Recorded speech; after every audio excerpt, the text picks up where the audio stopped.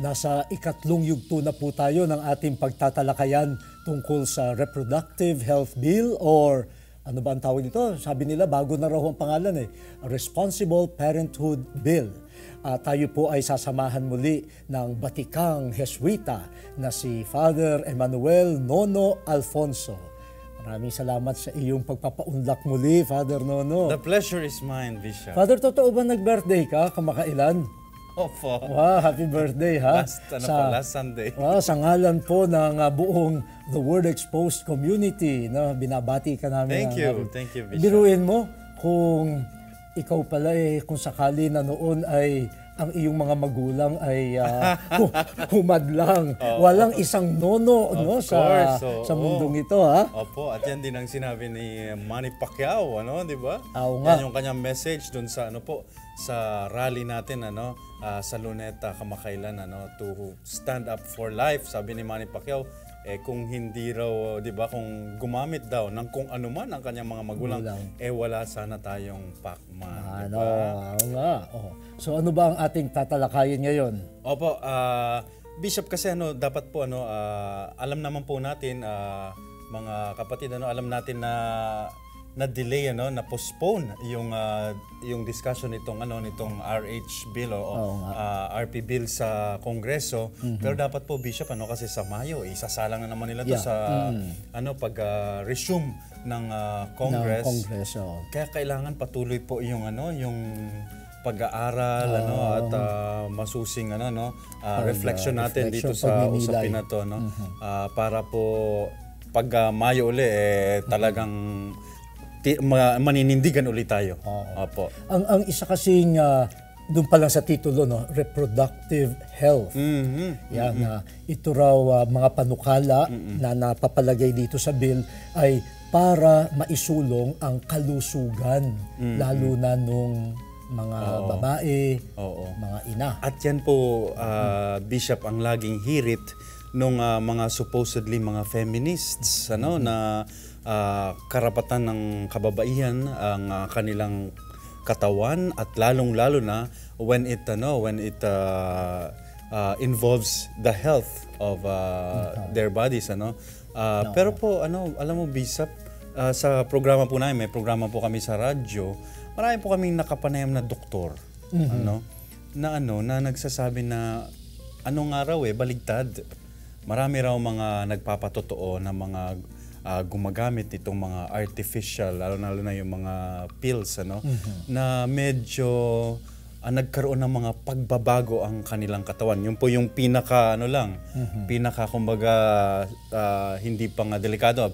Nagkaroon ng mga pagbabago yung katawan, yung iba sinasabi na tinubuan ng mga taghiyawat, di ba, yung mga ganun. Pero ang pinaka po nito, ang pinaka kumbaga maximum ay sukdulan. Sukdulan. May mga iba raw nag-develop ng cancer. So hindi po tayo nananakot, Bishop, pero ito po nanggaling sa mga babaeng na interview namin, sa karanasan nila at sa mga doktor din.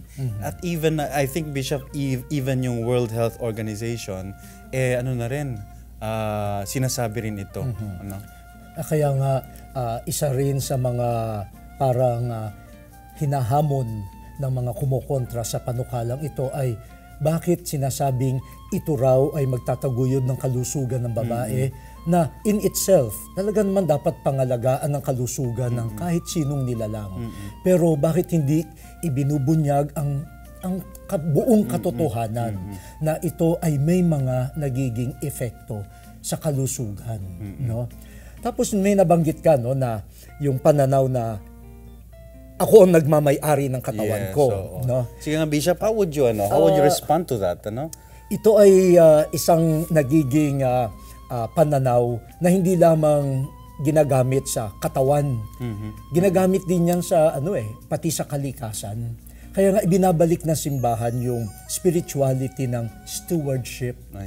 Hindi tayo nagmamay-ari Tayo ay mga katiwala. At kapag ang mentalidad natin ay may-ari ako, talagang kung ano ang gusto kong gawin, magagawa ko. Kung ako nagmamay-ari nitong polo na ito, kung gusto kong gutay-gutayin ito, kung gusto ko itong ipamigay, kung ano, ay pag-aari ko Pero kung ako'y katiwala, ang isang katangian, mapagkakatiwalaan ako. At aalagaan ko para aking maibalik ito doon sa tunay na nagmamay-ari. Kaya yung ganoong mentalidad na katawang ko naman ito, ako ang nagmamay-ari nito, ako ang gagawa ng mga desisyon na tungkol sa katawang ito. Pero baka mamaya, ang aking mga desisyon ay hindi na pala nakabatay doon sa wastong pangangalaga ayon sa kaisipan ng nagmamay-ari. Saka parang parang maling sabihin yun, Bishop, lalong-lalo pag ikaw ay nagkakasakit. Di ba parang minsan yung, lalo na yung mga seryosong sakit, Bishop, kahit anong gawin nila, di ba? It's beyond their control.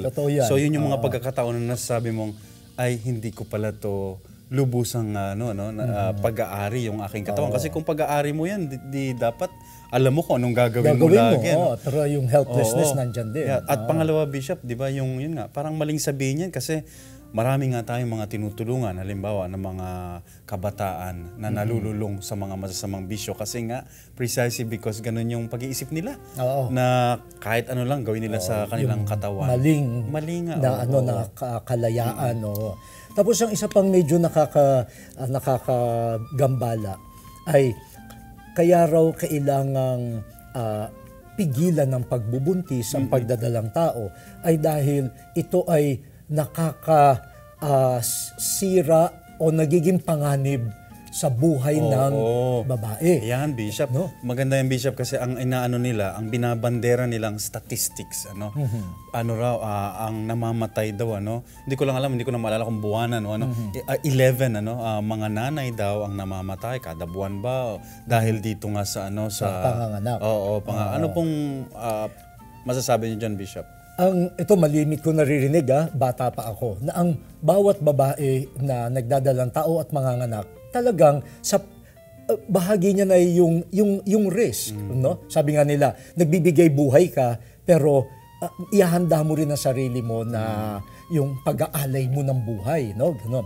Pero kung titingnan mo, una, ang pagbubuntis at ang panganganak, hindi naman yan sakit na parang nakakaperwisyo sa babae at sa Kung meron mga namamatay dahil sa panganganak, siguro ang may problema hindi yung pagbubuntis kundi kamusta ba yung prenatal care? Kamusta ba yung nutrisyon ng babae? Kamusta ba yung health services na naibibigay? Kasi kung kulang yon,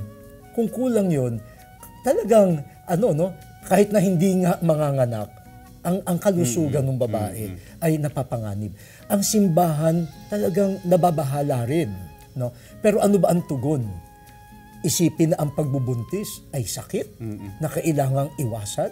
Or ayusin natin ang ating health services, ayusin ang healthcare, ang nutrition at edukasyon ng ating mga tao. Kumbaga ang sinasabi mo, Bishop, yung mga namamatay, yung mga cases na namamatay yung babae sa pagbubuntis, yan ay kumbaga epekto na lamang ang sanhi niyan ay yung talagang very poor health services sa ating pamahalaan at nariyan yung usapin ng halimbawa yung mga public hospitals lalo na so yun dapat yung tingnan yun dapat ang asikasuhin, hindi yung yung pagbubuntis Okay. Naku, maraming salamat talagang mga kaibigan, sana po naman ay inyong nasubaybayan ang aming talakayan, parang kulang ang oras, lalo na kapag ang kausap nyo ay isang katulad nitong batikang komentarista sa radyo, sa TV, sa sulat, sana naman maanyayahan ka pa namin sa susunod. Sure. Sige po, Bishop.